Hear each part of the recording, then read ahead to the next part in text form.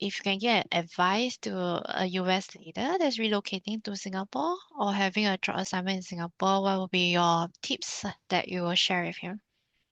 Yeah. Yeah, thank you. That's a Thank great you. question. Well, get to know your people and get to know your partners. Don't be afraid to get a gift. That's another thing in Asian culture is these tokens are not trivial. They show appreciation, they show thoughtfulness, they show relationships and that you care.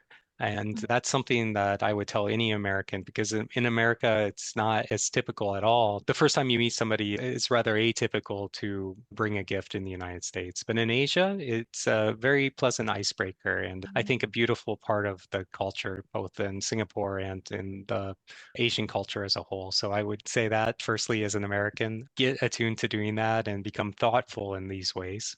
Be always able to reach out. Don't expect to meet only once a month and have positive outcomes. Check in frequently, make sure that you are providing those other leaders and teams with your support and that they know that you're thinking about them and their interests, that I want to know their concerns and their potential problems that maybe I can contribute towards solving. So that would be a piece of advice I would give.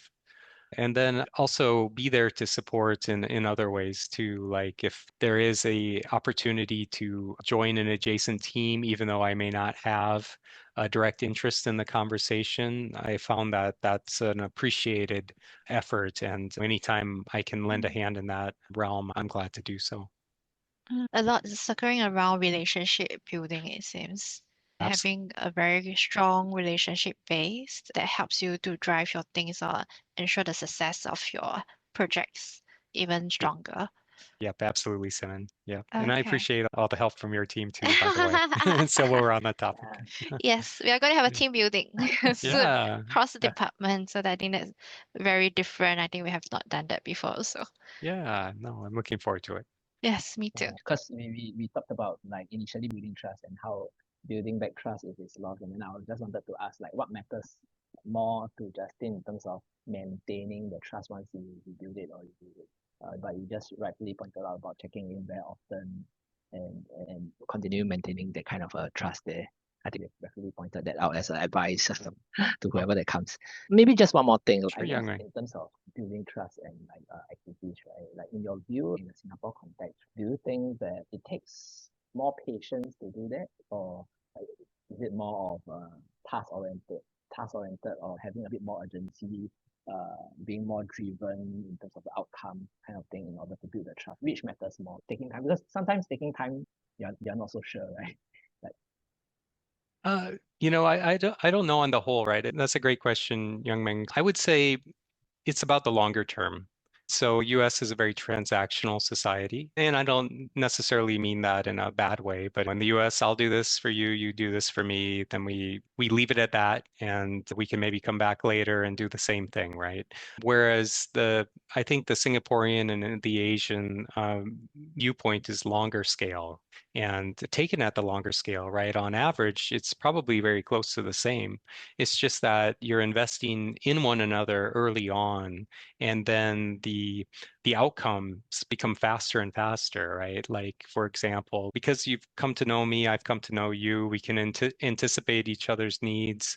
We can even get to the endpoint because I've already started working on what you need for me. You're already, you know what I need from you, and we're more aligned toward that longer term final state. So I would say the energy and care and the awareness of each other's needs and what we have to collectively get done together on a longer scale is still well worth it. And it's just a little bit of shift toward the front rather than an overall effort on the whole, I would say.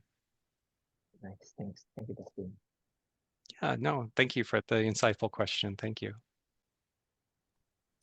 Thank you. That was so interesting that you shared about how we Asians take a longer scale. I didn't even realize that about us.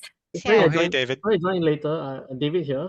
I just wanted to maybe hear from your thoughts, right?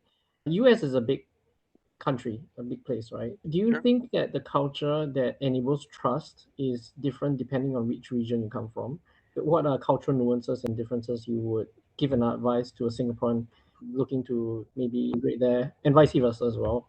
That's the first question I had. The second question I had was, do you think that it's fair to say that all American companies' culture may supersede the culture of the country they're expanded into? Micron is an American company, right?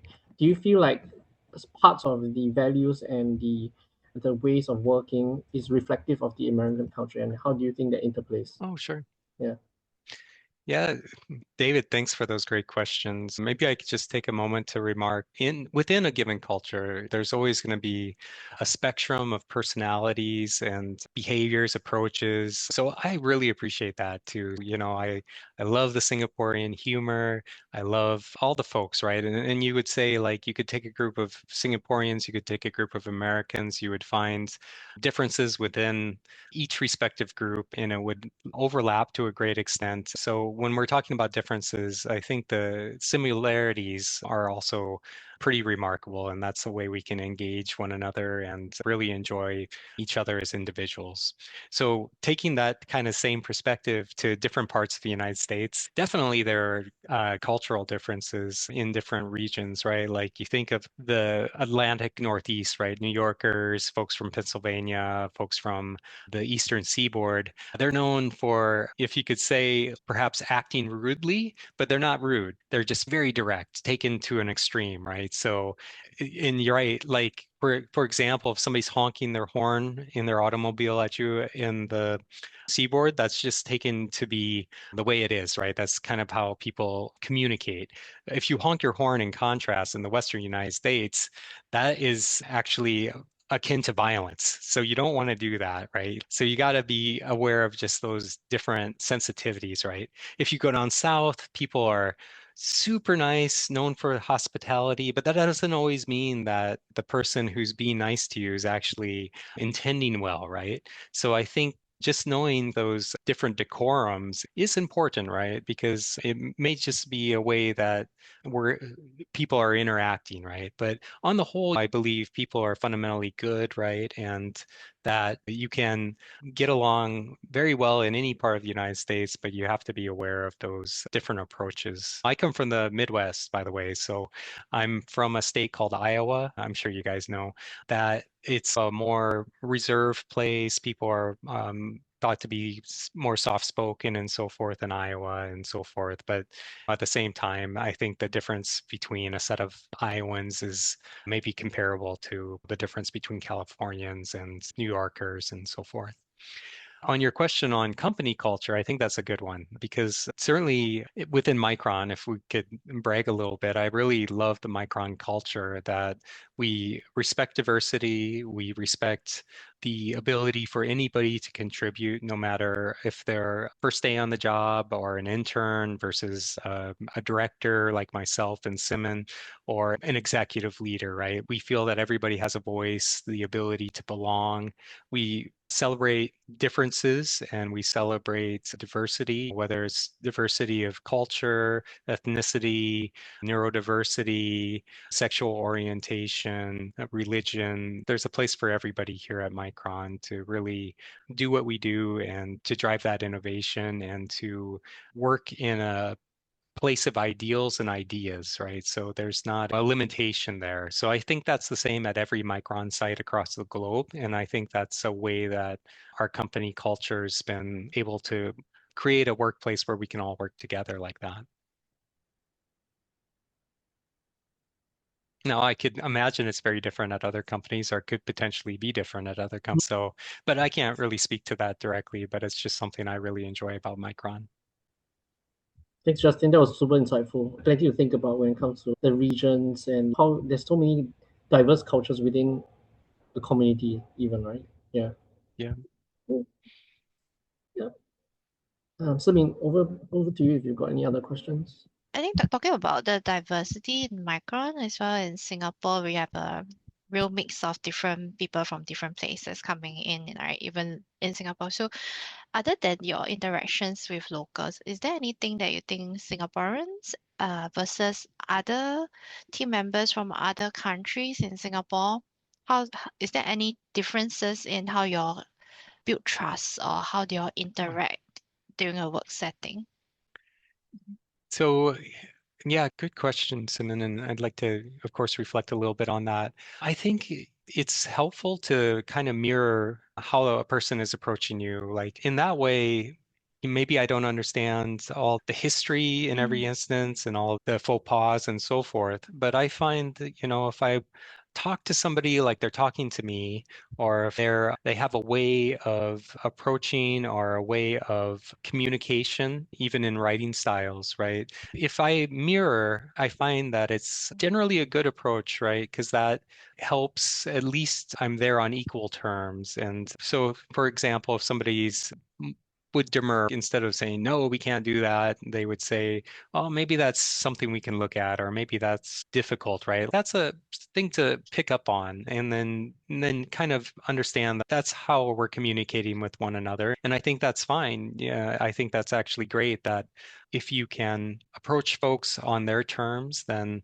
it tends to open those doors faster and build that trust in a way that's conducive to our work together. So you are quite flexible when you're meeting different people of different backgrounds, different cultures. So a trick that you use is that depending on the person's style of working or style of communication, you will fit and mirror what she does accordingly. So that Yes. would definitely is a win-win cases that you won't go wrong. Yes. Oh, okay, Yep. okay. That's a good one. Yeah. Thank you, Simon. Justin. Okay. Thanks, Justin. Thank you, Justin. Great. My pleasure.